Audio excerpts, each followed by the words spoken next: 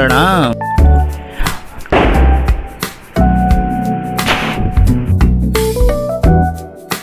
नहीं नहीं, फटाका था। हार्ट मरमर मतलब जब आपका दिल धक धक की जगह डीजे जैसा बचे।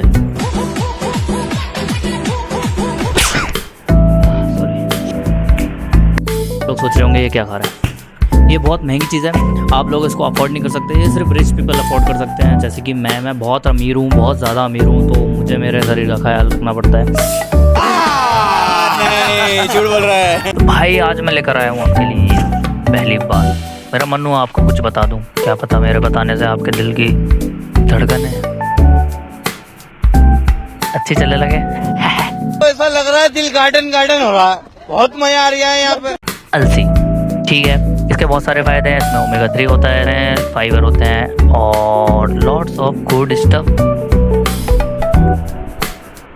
स्पेशली फॉर एथलीट्स जो कि फिश ऑयल पे जाते हैं, पर वो वेजिटेरियन है, बट मजबूरन उनको फिश ऑयल खाना पड़ता है। तो आप